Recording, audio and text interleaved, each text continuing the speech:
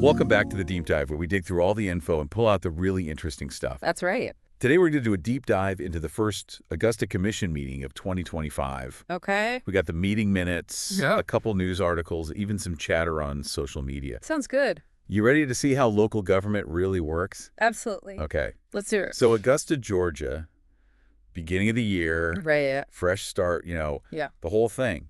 And we saw 3 new commissioners sworn in, Okay. Don Clark, Jordan Johnson, Mm-hmm.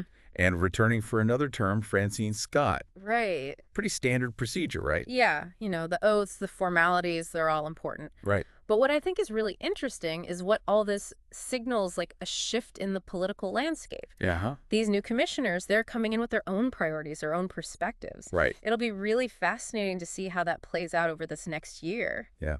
And speaking of shifting landscapes, Commissioner Alvin Mason made a really, really moving return after a 6-month absence. Oh, wow. He was dealing with some major health issues. Okay. Had major back surgery, Mm-hmm. lost his mother during that time, Oh, gosh. and even had a near-death experience during the surgery. Oh, wow. He spoke about flatlining for several minutes, seeing a bright light. Goodness. Really powerful moment. Yeah, it definitely, like you said, it adds a human dimension to these Yeah. proceedings. Yeah. And his determination to return despite, the fatigue from his recovery, it really speaks volumes about his commitment to serving his community. Absolutely. Now let's shift gears a little bit, talk about Payne College. Okay. Augusta's only HBCU. Right? They celebrated the retirement of Dr. Cheryl Evans-Jones after 31 years at the school. Wow. The last 5 as president. Yeah. Incredible. Well, I mean, her impact on the college is undeniable. Right. And what's especially interesting is how her leadership will be carried forward by the incoming president, Okay. Dr. Lester A. McCorn. He's got this really fascinating story going from, quote, no house to more house, end quote, which really emphasizes the transformative power of education. Yeah, So it'll be interesting to see how his vision shapes the future of Payne College. definitely. And then things kind of shifted gears again when it came time to elect a new mayor pro tem. Oh, right. The person who steps in when the mayor is unavailable. Exactly. Yeah. Commissioners Alvin Mason and Wayne Guilfoyle were both nominated. Hmm. And, these elections, I think, always reveal the underlying dynamics of the commission. Yeah, I agree. The first vote for Mason resulted in a 5-5 tie, Oh, wow. increased the tension in the room instantly. Yeah, I bet. And ultimately, Guilfoyle secured the position with a 7-3 vote. Okay. So that just shows you how quickly alliances can form and shift in this kind of environment. Exactly. And from there, the mayor went on to announce all the committee and board assignments, Okay. delegating responsibilities among the commissioners. Right. Tony Lewis was appointed to the Richmond County Board of Health. Don Clark to the Board of Education, Francine Scott to the Library Board, to name a few. So many different areas impacted by these decisions. Absolutely. But let's move on to a topic that sparked some pretty serious debate. Okay. A proposed Parker's gas station at the intersection of Richmond Hill and Windsor Spring Roads. Yeah. So this is where you really see the push and pull between development and community concerns. Some residents voice concerns about traffic safety Okay. and the fact that there are already like 8 gas stations within a 2-mile radius. 8. Yeah, Wow, that's a lot. it is. Yeah. And while the Parkers representative highlighted their willingness to address traffic concerns and prohibit things like loitering and semi-truck parking, Okay. it definitely raised questions about like the overall planning strategy for the area. Right. Commissioner Alvin Mason was really adamant about making sure there's clear communication with the residents regarding the traffic study process. Yeah. Wanted to ensure everyone feels heard. That's good. Yeah. But things got even more heated. When the conversation turned to public safety and pay parity. Okay, this is a critical issue. Yeah. Marshal Ramon Lampkin presented a case for a salary increase for his office. He pointed out a pretty substantial pay gap between his deputies and the Richmond County Sheriff's deputies. Okay. Like, we're talking $11,000 difference in starting salary. Wow, that's a huge discrepancy. It is. What kind of impact is that having on their ability to function effectively? Well, according to the marshal, they've lost 22 personnel recently. Oh, wow. And he warned that this could lead to cuts in really vital services like the Clean and Safe Augusta Initiative probation cleanup and the Homeless Task Force. Goodness. He even presented a video showcasing all the diverse and oftentimes dangerous tasks that his deputies undertake. Okay. Everything from evictions to responding to shootings. Wow. So, yeah. That's concerning. It is. Commissioner Guilfoyle brought up an interesting point, though. The deputies working Monday through Friday might not warrant the same pay as those with 24/7 responsibilities. Right. But Commissioner Francine Scott countered, saying that neglecting the marshal's office ultimately puts public safety at risk. Yeah. It's a complex issue. It is a complex issue. No easy answers. Definitely a budget battle brewing there. Mm-hmm.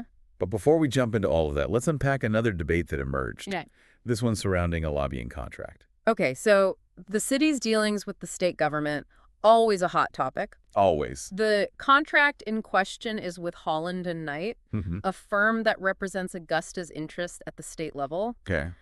Mayor Pro Tem Guilfoyle was the first to speak up, expressing skepticism about the contract's value and even proposing to deny its renewal. What was the basis for his skepticism? He felt like the city wasn't really seeing a tangible return on their investment, Yeah. but Commissioner Jordan Johnson very quickly countered that. Let me guess. He brought up the new James Brown Arena. You know, The C-Spot. the C-Spot, exactly. He pointed to the arena's funding as a prime example of the firm's effectiveness. Right.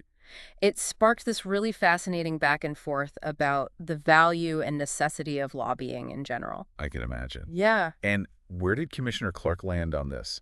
Well, he emphasized the need for greater clarity and accountability. Okay. He really pushed for a more detailed contract with specific deliverables outlined before any final approval. So it's not just about whether or not to renew the contract, but about establishing more rigorous oversight. Exactly. It's about, maximizing the value of the city's investment and ensuring those lobbying efforts are aligned with the community's priorities. It seems like transparency is kind of a key theme emerging in this meeting. It really does seem that way. And speaking of transparency. That leads us to perhaps the most impactful discussion of the entire meeting, Okay. the call for a sweeping audit. Oh, this sounds like it could be a game changer. It certainly has the potential to be. Yeah. The discussion began with Commissioner Catherine Smith Rice's motion to audit the Parks and Recreation Department, Okay. citing concerns about questionable spending practices and a lack of documentation under previous leadership. So a targeted audit? Yes, but then Commissioner Jordan Johnson made a bold move. Okay. He proposed a substitute motion to audit the entire government, Wow. and he received support from several other commissioners. So they're going for it. It seems like, the momentum for a comprehensive review is clearly building. Wow, that's a major statement. It is. It seems like this new administration is really pushing for a fresh start. Uh-huh.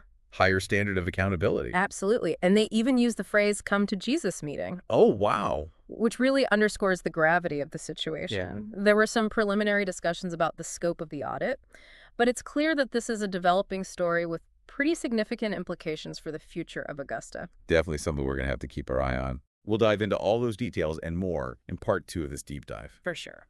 All right, we're back with part 2 of our deep dive into the Augusta Commission meeting. All right. Last time we left off with the possibility of a sweeping audit of the entire government. Yeah, a significant development for sure. Raises a lot of questions about financial transparency and accountability. Right. While the specifics of the audit are still being worked out, it's clear that there's a desire for a really comprehensive review of all the spending practices and procedures. I imagine this has got people talking in the community.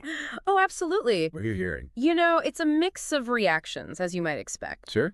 Some residents are applauding the move towards greater transparency, Right. seeing it as like a necessary step to restore trust in the government. Pretty sad. Others are a little more cautious, Okay. concerned about, the potential costs Yeah. and disruptions that could come with such a broad audit. It's a big undertaking for sure. It is. But let's shift gears for a second. Okay. Revisit the budget debate. All right.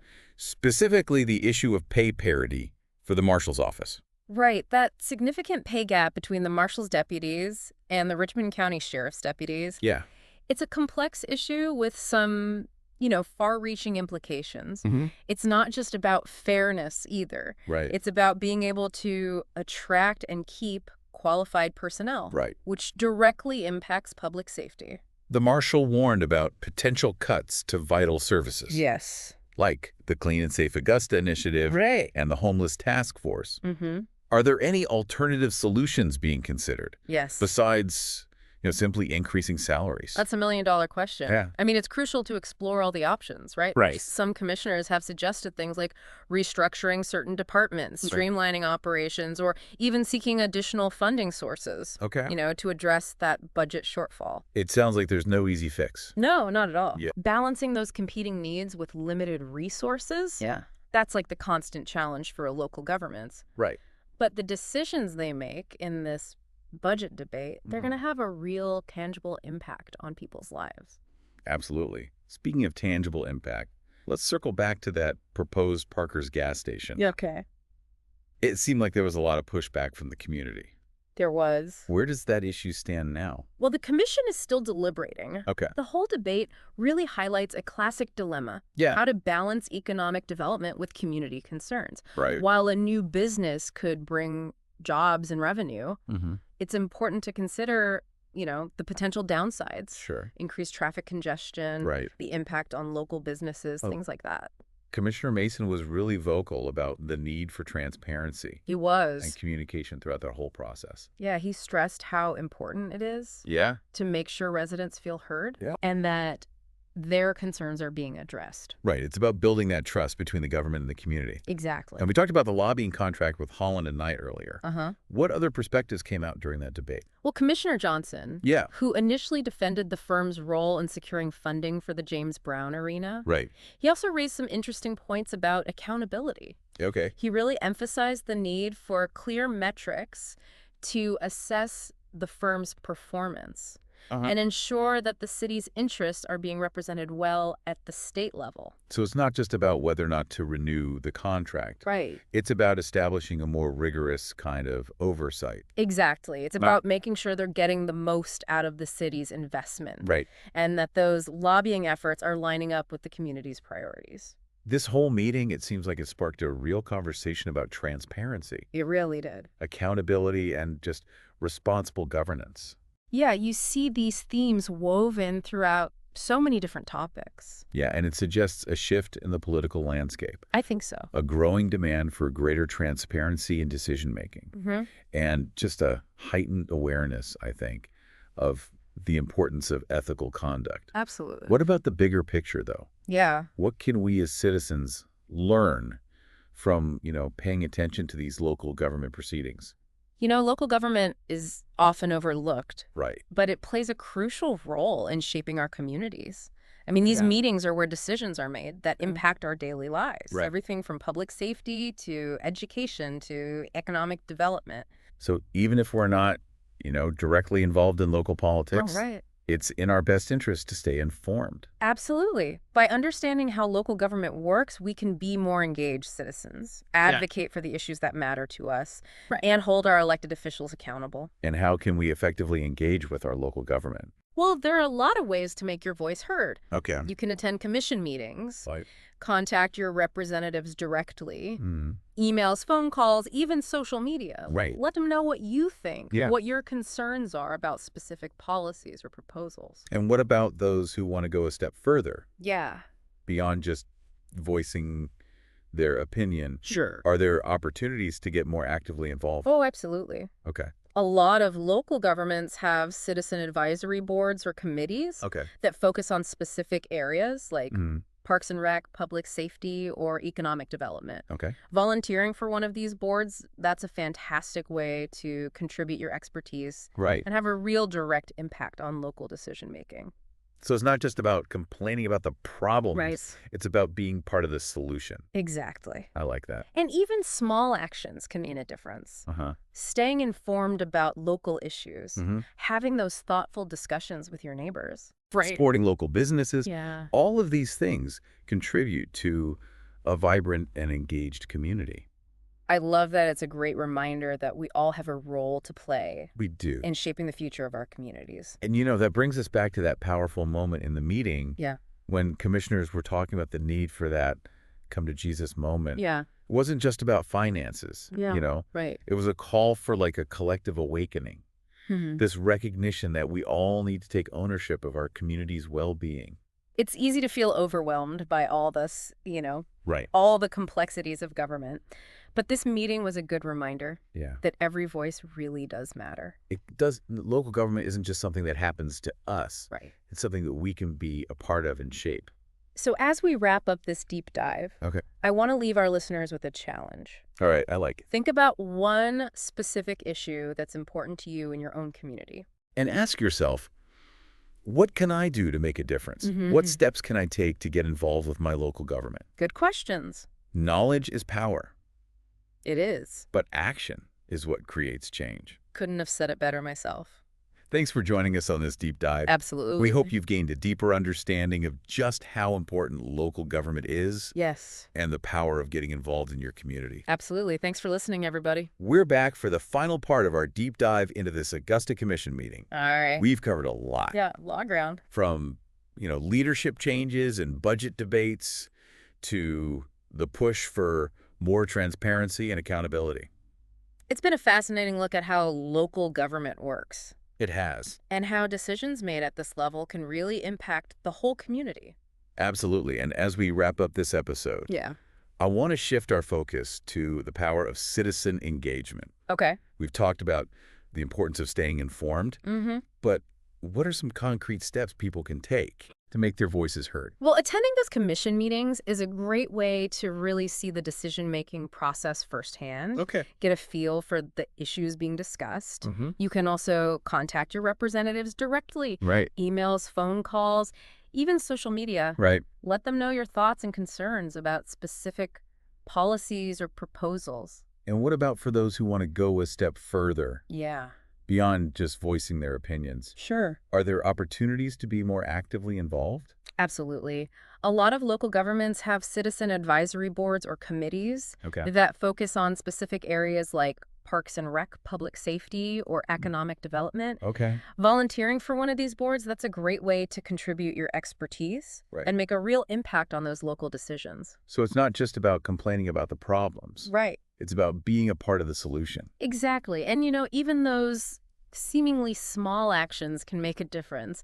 Staying informed about those local issues. Yeah. Having those thoughtful discussions with your neighbors. Right. Supporting local businesses. Yeah. All these things that contribute to a vibrant, engaged community. I love that it's a good reminder that we all have a role to play We do. in shaping the future of our communities. And that brings us back to that really powerful moment in the meeting Yeah. when commissioners were talking about the need for that come to Jesus moment. Mm-hmm. It wasn't just about finances or anything. Right. It was about a call for this collective awakening Right. that we all need to take ownership Mm. of our community's well-being. It's easy to get overwhelmed by all of this, I know. all the complexities of government. But this meeting was a good reminder It was. that every voice matters. Every voice matters. Local government isn't just something that happens to us. Right. It's something we can be a part of and shape. So as we wrap up this deep dive, Yeah, I want to leave our listeners with a challenge. I like it. Think about one specific issue that's important to you in your own community. Mm-hmm. And ask yourself, what can I do Yeah. to make a positive impact? The question. What steps can I take to get involved with my local government? It all starts with asking those questions. Knowledge is power, It is. but action, Mm-hmm. that's what really creates change. Well said. Thanks for joining us for this deep dive into the Augusta Commission meeting. My pleasure. We hope you learned a little something Yeah, and that you'll get involved in your own community. absolutely. Thanks for listening, everyone.